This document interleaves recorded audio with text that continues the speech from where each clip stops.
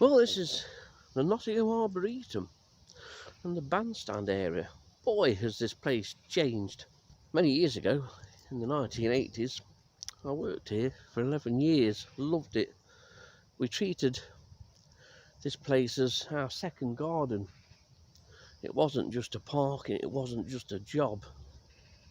But how everything has grown in that time is just unbelievable. I know trees grow, but this lawn in front and two that I'll show you in a minute, people used to sunbathe on them because there was that much sun could get through. But there again, 40 years ago these trees were a lot smaller. Some I even planted myself. But middle of October, it's starting to look a picture now with the autumn colour. So we'll see what we can find, what invertebrate records we can pick up during a wheezy wander around the Arboretum.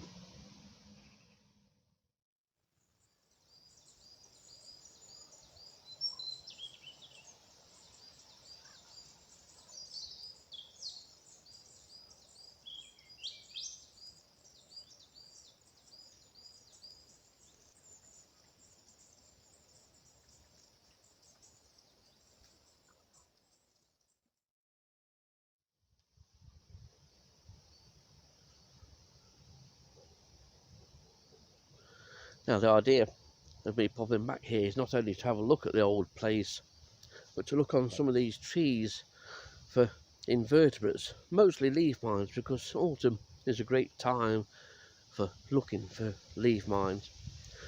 This being the Arboretum has a great collection of different trees, so we might be able to find one or two species here.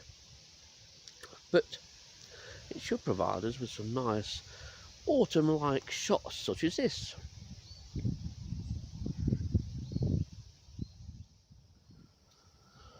This is Middle Walk plus a squirrel. This large path dissects the Arboretum. It goes from Waverley Street, which is behind me, and keeps going up past Addison Street and eventually brings you out onto Sherwood Street in Nottingham. It's nice to see that the old wrought iron and wooden park benches are still here.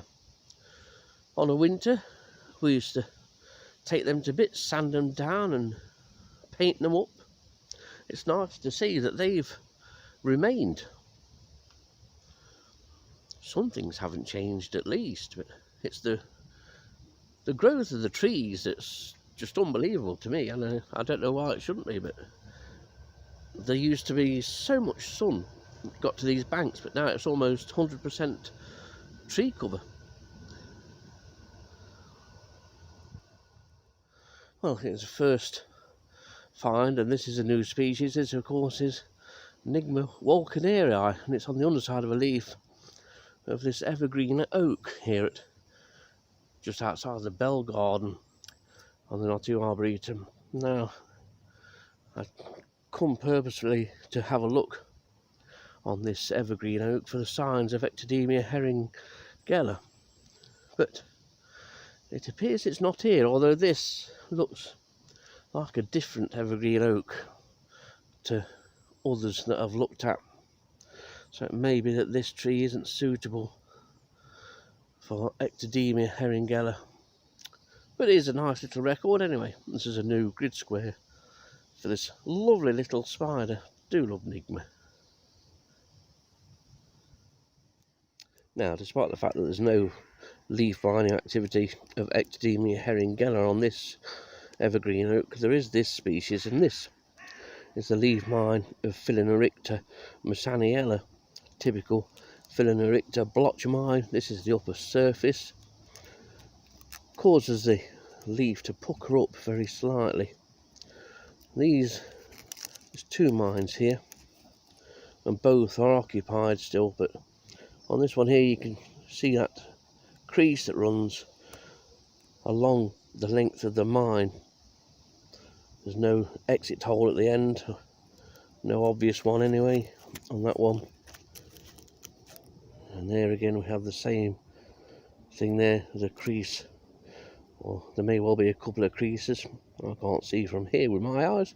Lucky I can see the leaves. But Phylloricta masaniella, it's extremely common leaf miner. You'll find it pretty much on any oak anywhere, both deciduous or in this case evergreen. But that's another species to add to the list already.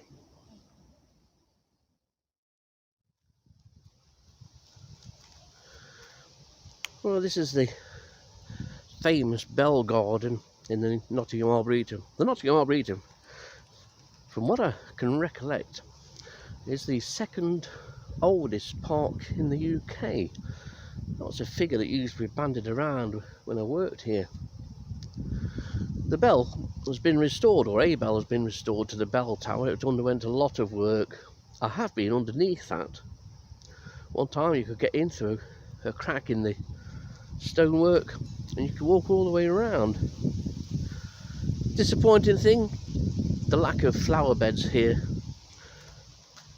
On the corner on the left there used to be 4 large beds on each corner, flower beds planted with spring and summer bedding, and then on the banks there's 3 banks, one that you can see on the right of the screen, and then there's 2 other banks further round, and they had 3 or 4 square or rectangular beds that were all planted. It seems all of the bedding scheme has gone from the Arboretum, and that is such a shame.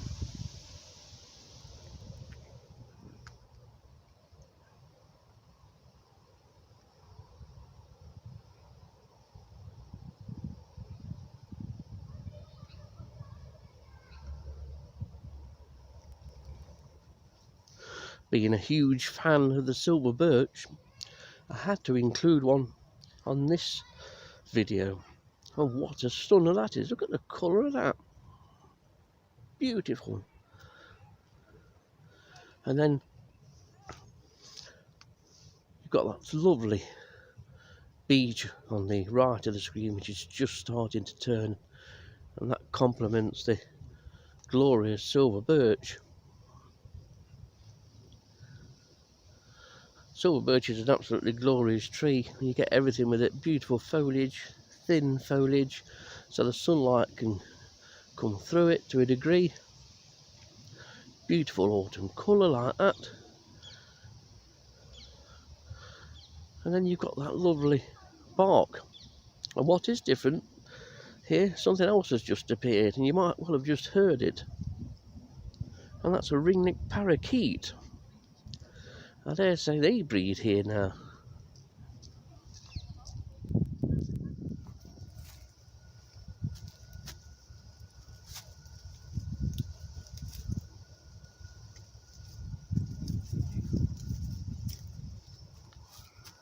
Well, I have found Quercus ilex, a holm oak, but surprisingly, and rather amazingly, there's no sign whatsoever of Ectodemia herringella.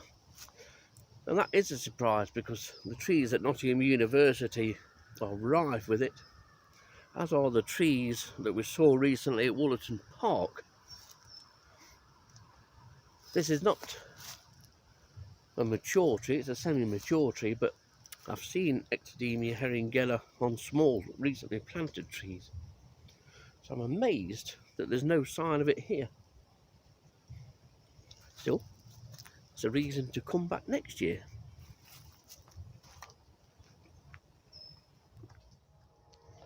Now, as old Little John chimes away in the background there, I'm still lurking in this corner of the bell garden here on the Arboretum in Nottingham, and I've come across this Acer. Not sure as to the species, but it's not Norway maple. Not with this leaf form anyway. But not surprisingly, it does contain leaf mines, a number of leaf mines on the tree actually, of Stigmella acerus. This is our sort of friend which is turning up everywhere. It's now proving to be county-wide and very common. It's an easy mine to identify. There's only one other species you can mistake it with, but I'm not even sure that that other species feeds on Norway maple. So this is one that you can go and look out for now. The other leaf mines that I've got are two Phalaenophyta mines. Just behind me here, there's a hornbeam. Well, there's two hornbeams, and so we've got two species of Phalaenophyta. Now, this first one was a Phalaenophyta that I found here new on these very trees a year or a couple of years ago, and it's Phalaenophyta tenerella. The mines, as you can see, are between the veins. They make the leaf pucker up between the veins very distinctively, and then if you look underneath, there is at least one crease along. This is the only place where I know this mine are from. It's nice to know that it's still here. So that's that one, tucked about on my bodily person in a container, because this is a species I never managed to photograph. There's the adult moth, and this is another Phalaenophyta again, and this is Phalaenophyta esperella. Now, esperella mines start off as almost like a whitish silvery blotch on the surface of the mine, and eventually they start to pucker up. They pull the edge of the leaf round and they really pucker up, so you get this typical sort of Phalaenophyta blotch mine down there.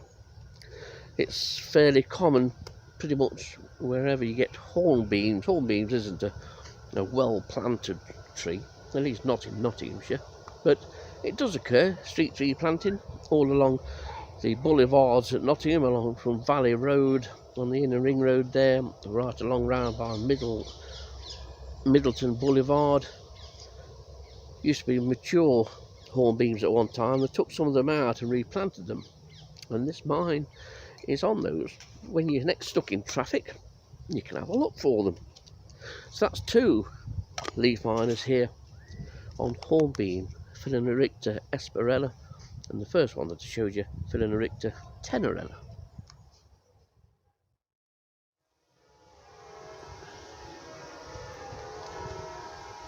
Well, I've enjoyed this little wheezy wander around my old workplace of the Arboretum Park in the centre of Nottingham. It's not without its great disappointments, and I knew it was disappointing. I knew there were areas like this which have suffered over the years.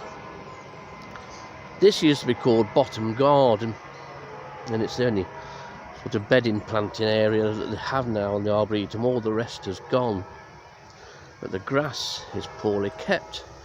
There's not even any spring bedding planted. The whole park is neglected now since it became privatised. The Parks Department became privatised in the 80s. It's gone down. The conditions of privatisation was that everything had to be kept as it was, but it looks like they broke their necks to get rid of everything, to make the maintenance as easy as possible. What maintenance goes off?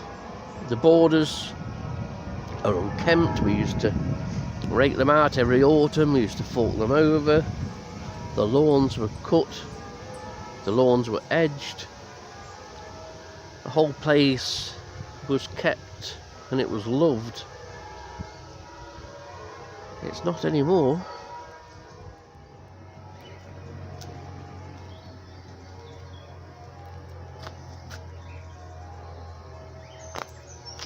Such a shame to see what was once such a fantastic park. It really was. It was absolutely beautiful. It was kept immaculate as well. And it's just gone downhill. Not even a patrolman patrolling the park now like they used to be on the weekend. In fact, the old mess room is now a cafe. And the aviaries here, what a sorry state of affairs they are. Hardly any birds in them now. A few painted plastic pigeons in here. And in the rest you've got some cockatiels, about 3 or 4 budgies, and that's it.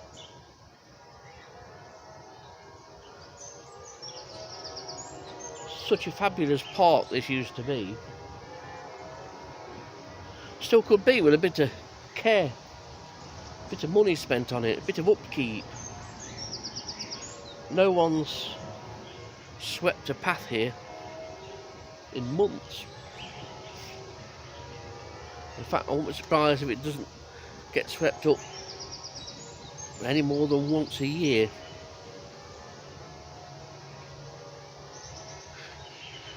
Nottingham City Council, you should be doing better than this.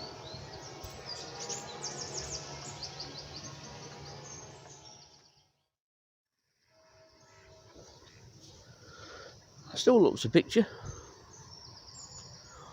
but it could be an even better picture than what it is. So disappointing.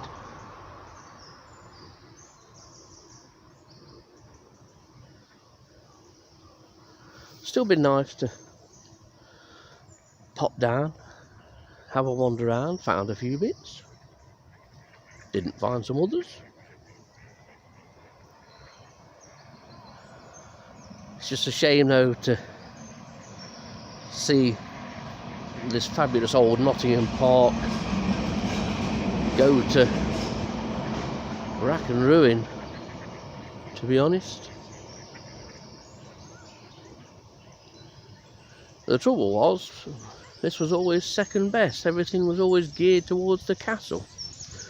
Nottingham Castle, that's where all the tourists went, and yet this place was far and above anything at the castle.